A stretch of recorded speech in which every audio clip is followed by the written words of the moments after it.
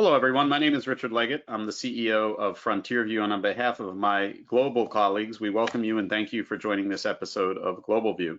This month, my colleague Elizabeth Rust, who's our senior analyst for global economics, and I will talk again about some of the major global macro level issues that our multinational client base is grappling with, and there certainly are a lot of them right now. So first of all, Elizabeth, welcome. Thank you, Rich. And to kick off the discussion, I think we're gonna dive right in. I'm gonna ask you a question that's certainly been top of mind in the last week, and I'm sure our clients are wondering about this as well, which is that we've witnessed some brutal stock market declines in the last couple of weeks, and really in the last month or so. There's been distress in the high yield bond markets around the world, and a few off-cited signals of an economic downturn, like the inversion of the yield curve a few weeks ago.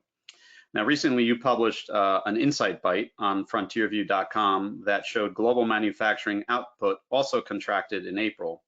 So the big question that everyone's grappling with, and I hate to pull out the R word right away, but are these signs that we're headed for a recession this year? So good question. And it is indeed kind of a big question, I think, on our clients' minds and certainly on the market's minds in the last couple of weeks. And it's good timing on asking this question since we are on the verge of publishing a refresh on our global outlook later this week.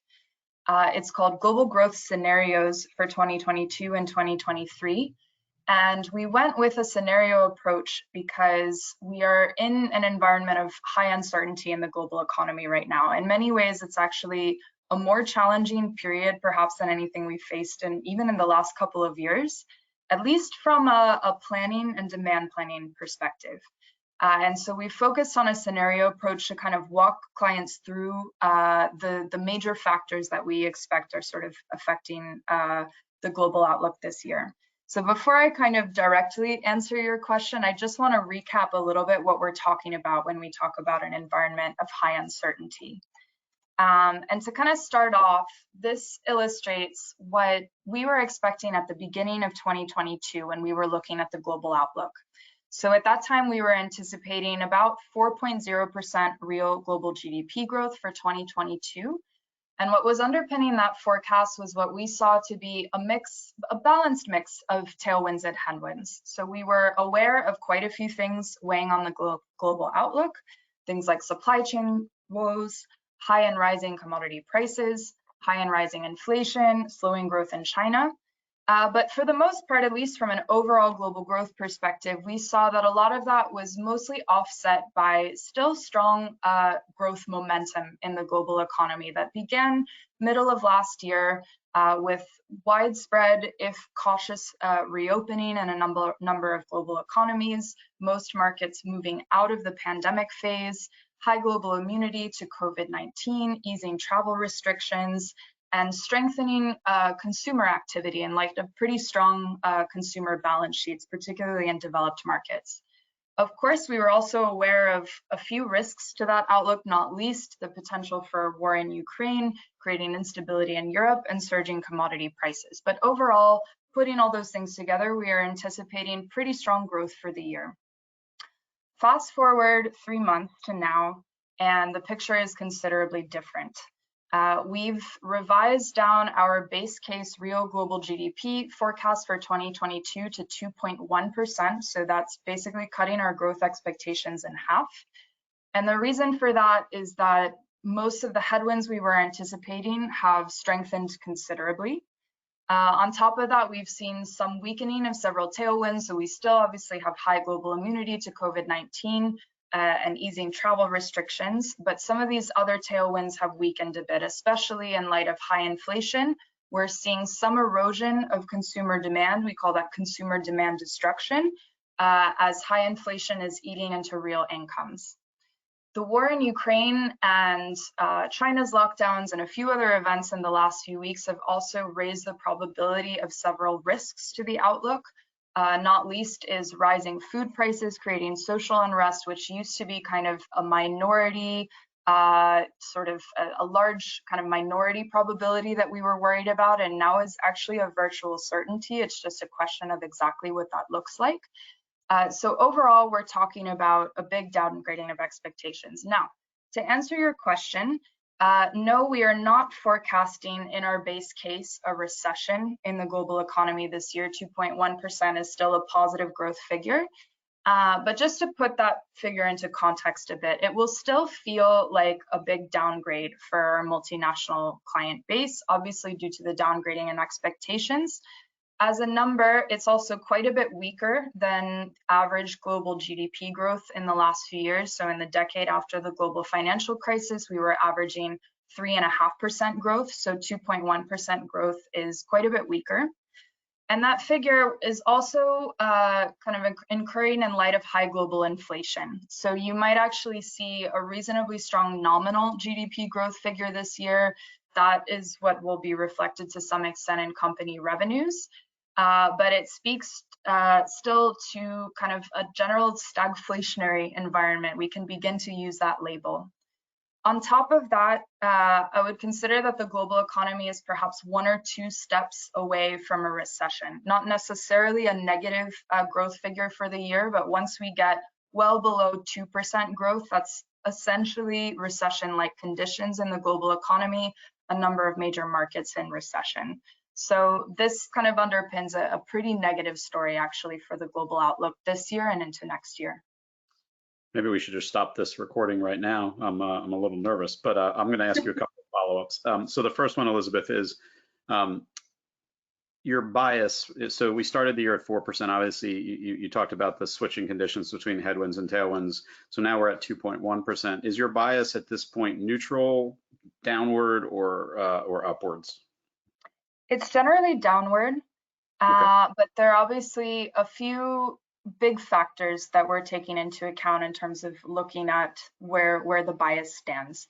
And again, this kind of gets into the scenario approach that we're looking at for the global outlook for this year. So we have a base case forecast, and then there are a few key questions. So actually might as well get into those. And kind of in the spirit of GlobalView, the 3 big questions that we're thinking about as we think about the major scenarios for the global outlook this year also happen to be some of the questions that are at the top of mind for some of our clients and questions that are coming up in client conversations. So one is the future of China's zero COVID strategy.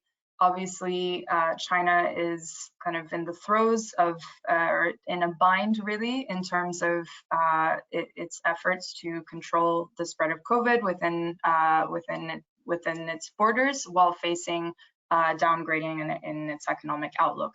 The second is a question of whether Russia will cut gas flows to Europe, a big question that we're grappling with right now. And the third is what the Fed will do in light of all of this. So that's a whole other kind of set of scenarios that we're considering. All right, well, let's jump into the first one, China's lockdown. So we talked about this a little bit last month. We're still talking about it. So the problem doesn't seem to be going away. And in fact, you might even suggest that we might still be seeing some downstream impact of that in the middle of this year. So could we talk a little bit about what you're seeing and hearing and how you'd advise clients on this? Yeah, so indeed, it's the problem is not going away, and it continues to be a big problem. And we're beginning to see it actually in the data. So for example, if we take a look at China's retail sales, the data came out for this a couple of days ago. We saw retail sales in April were down 11% year on year. And actually, in terms of levels, those sales are below April 2019 levels. So that's, again, kind of putting China on a much lower base in terms of its consumer spending for the near term, at least. We're also seeing this reflected in other data as well. So China actually saw its first year-on-year decline in industrial production in April, the first one since the very beginning of the COVID outbreak in early 2020.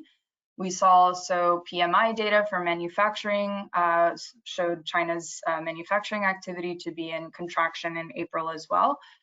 So generally, it's a pretty negative story for China at the moment, and it's obviously kind of a negative story for China's growth outlook, but also for the global economic outlook this year.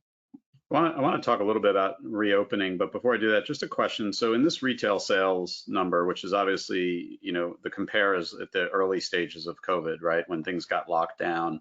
But then what we saw was some pent up demand, and then you saw these huge jumps.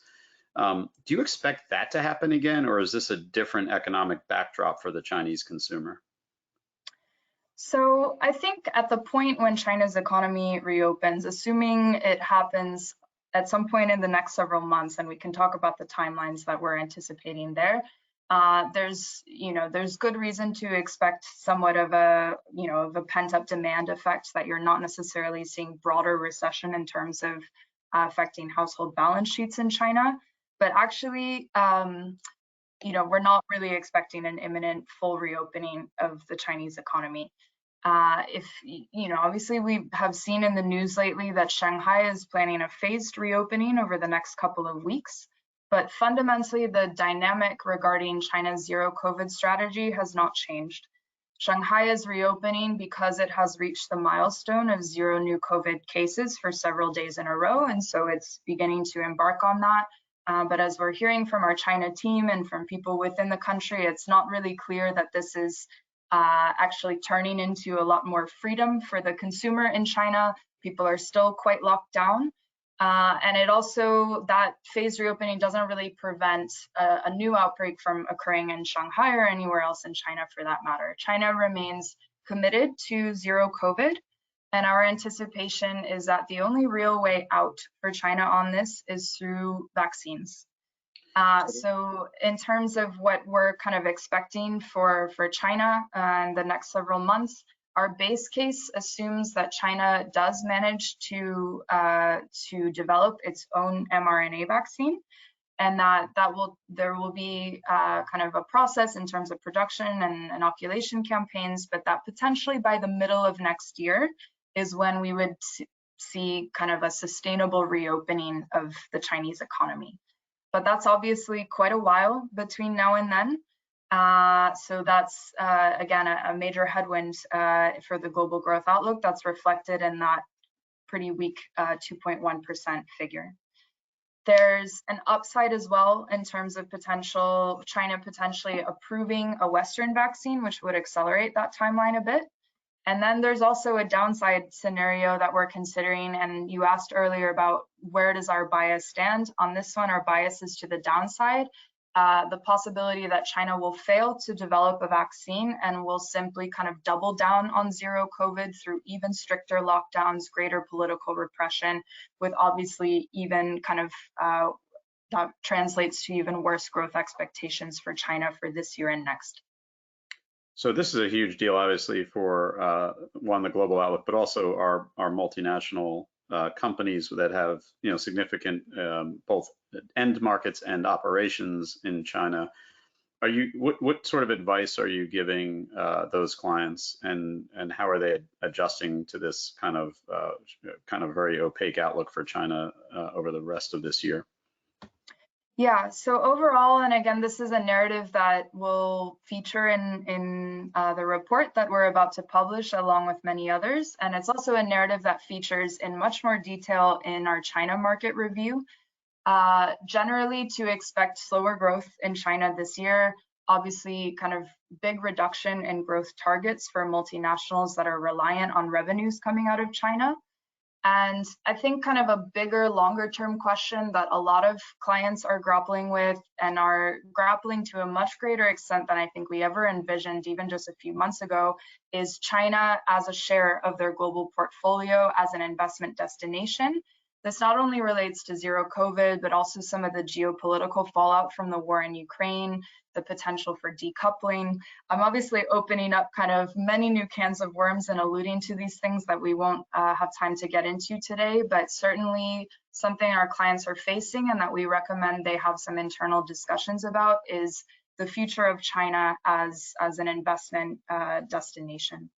Yeah, and I will say that we've recently put out a China market review, and we have some incredible scenario frameworks specifically around China that I think every client should pay attention to, because there's a lot of moving parts, and I think the framework is quite helpful to think through scenarios. Let's move to your second question, which is around whether or not Russia will cut off gas supply to Europe this year. That truly sounds like a nightmare scenario, especially if you think about the fall and the winter as the colder weather approaches. Is this something that we think is likely to happen? So we highlight this scenario not necessarily because we think it is a majority probability scenario, but because it's a big existential one for the global economy. To put it bluntly, if Russia does cut off gas supplies to Europe anytime in the next several months, this will guarantee a deep recession in Europe, and that will probably be one of a few things that would tip the global economy as a whole into recession. The global economy, if we take into account what we're assuming for China's zero COVID strategy, things not really fully reopening until next year, continued supply chain woes and weaker production, the global economy cannot handle that, in addition to a total cutoff in gas flows from Russia to Europe in the near term. Now, in terms of whether we're likely to expect it, it is a kind of reasonable probability minority case. So again, it's not our base case, but it's something that we're watching quite closely, and a lot of it relates to difficult dynamics around the war in Ukraine, what Russia will decide to do in retaliation for the sanctions that Europe and the United States have been persisting with, through the persistent threat of new energy sanctions coming from Europe. So just in terms of what our base case expectations are in light of these complicated dynamics around the war, this chart shows the benchmark natural gas price for Europe. And as you can see, it's historically extremely elevated. It's averaged about 8 times higher than the historical average throughout the year. And our base case expectation is a bit more of the same for the rest of the year and into next year. Europe is in the middle of a rapid shift away from Russian energy supplies. And in some ways it's having some success, but it's trying to undo 20 to 30 years of energy policy and infrastructure within the span of a few months. There are very high hurdles to doing that. And that process, combined with the persistent risk of a cutoff in gas flow from Russia, will keep prices elevated for most of the next year. And that's natural gas prices, and it also feeds into electricity prices as well. All right. Well, the good news hit train keeps coming along here. So let me jump, because I'm watching the clock here. I want to jump into our last big question, which is around the Fed and the outlook. We've had a lot of kind of negative discussion here so far in this conversation. Is there any saving grace as it relates to kind of what the outlook for how the Fed acts over the next period? So maybe is the answer there. I wish I could come out more definitively with kind of a good news or a bias clearly to the upside in terms of Fed policy. It's a bit more balanced. So just to recap really quickly what's been going on with the Fed, just to kind of get all of us on the same page.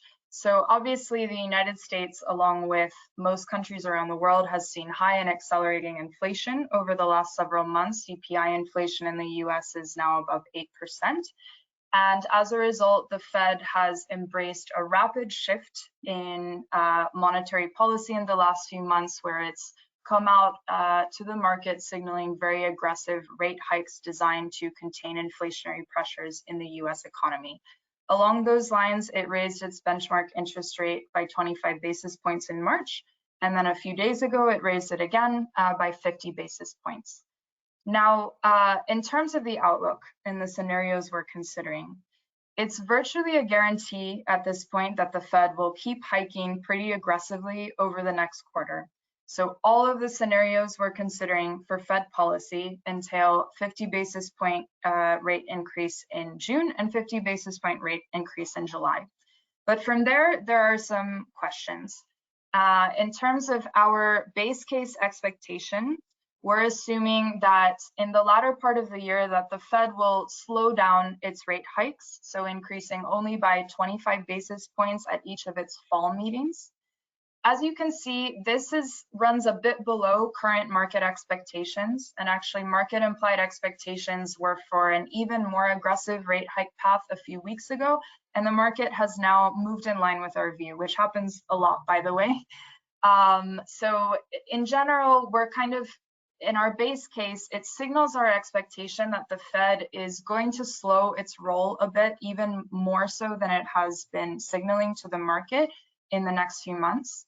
On top of that, again, we kind of look at different scenarios around that projection. So there is obviously some probability, a minority probability, that the Fed will escalate rate hikes. This is a pretty negative scenario for the global economy because it entails large-scale currency depreciation, debt problems for much of the world. So that is one thing that we're considering. But actually, we put a greater probability on a pullback in Fed rate hike plans, that the Fed would actually even pause on rate hikes in the latter part of this year. That's a good and bad scenario. The Fed is likely to do that if it sees that the US economy is slowing, that it faces greater headwinds. At that point, it would say, we're going to slow down rate hikes in order to stave off some of those pressures. It could also result if we see some easing inflationary pressures in the United States, and there are actually some reasons to anticipate that. So overall, it's a mixed picture, but potentially some saving grace if the Fed does decide to kind of slow its roll with rate hikes later this year. Can I just ask, you say that there's some signs of easing inflationary pressures in the United States, but two big drivers of inflation are labor costs, which I'm not sure we've seen any signs that that's easing, and even when it eases, it's sticky. And then the second is energy costs, which all indications are continuing to likely go up, especially during the summer period. So I think there's this narrative that we might have seen the peak of inflation, but that doesn't necessarily mean things are easing. It just means that they might be stabilizing at high levels. And so I guess under that scenario, doesn't the Fed have a mandate to try to get inflation under control? And wouldn't they therefore want to keep increasing rates aggressively, even if they start to see the economy slowing down, just to almost overshoot on in the other direction, since they've been criticized for taking too long to start doing this? It's a fair question, and I will say fundamentally, no one knows. Even economists who spend all day looking at inflation trends in the US economy or in general cannot say exactly where prices are going to go in the next several months because it's extremely complex. And that's the big secret among economists, is that actually inflation is a very poorly understood phenomenon. And that's a reality that the Fed is coming to terms with now, given that it kind of underpriced inflation expectations for several months and was potentially kind of slow to move on rate hikes. You're correct about labor costs being probably the biggest factor that will keep the Fed on a more aggressive rate hike path. There's really nothing there to suggest that wage pressures are going to slow. The labor market remains very tight. Actually, we have an Insight Bite that was published on that yesterday that talks all about that. So that's certainly a factor that would put the Fed on a more aggressive rate hike path.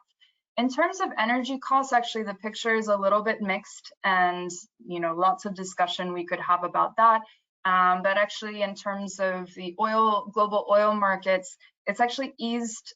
China's lockdowns have actually been easing oil prices, and so to some extent, you're already seeing this reflected in, again, not gas prices coming down, gasoline prices coming down, but slower increases in energy costs related to that. Then there are other things you can look at in terms of, where inflation will move in certain other areas. So to some extent, if we see some amount of consumer demand destruction slowing growth in the US economy, you would start to see lower consumer services inflation, maybe people not traveling as much this summer, airfare prices coming down, for example. And so all of these factors kind of push and pull against each other, and it's difficult to say exactly where things will land. But in our estimation, even kind of slowing price increases, even if it's not necessarily a pullback to the kind of inflation we were seeing prior to the pandemic, would potentially encourage the Fed to slow down a little bit on its rate hike path. Okay, great. Last question. It seems like there are a lot of business implications that we can draw from all of this narrative. And I know that you mentioned at the outset that we're producing this global growth scenarios report, which is a must read, I think, for our clients. And in that report, you talk about what multinational businesses should, what actions they should be taking. I'm wondering if you could just highlight one or two takeaways, and especially, you know, where are the bright spots?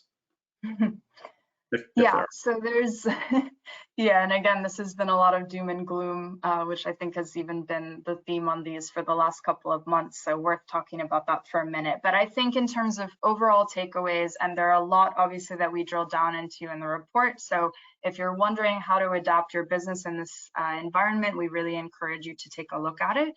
But first off, simply kind of internalize within your organization the big downgrading in growth expectations for the global economy, and think about how that affects your business, whether it it means kind of adjusting revenue targets, reallocating resources accordingly, whatever it means in terms of kind of growth expectations for your business this year, to sort of fully kind of take that change into account. Another big takeaway I would highlight again in the theme of the report is to embrace the uncertainty to some extent, the fact that the need for building a scenario approach in your plans. And we actually highlight for each of the main scenarios that we envisage for the global economy this year, including the potential for outright recession in the global economy or recession-like conditions, we highlight what are the different things that companies should be prioritizing in that environment. In terms of bright spots, I will focus on the base case for a minute.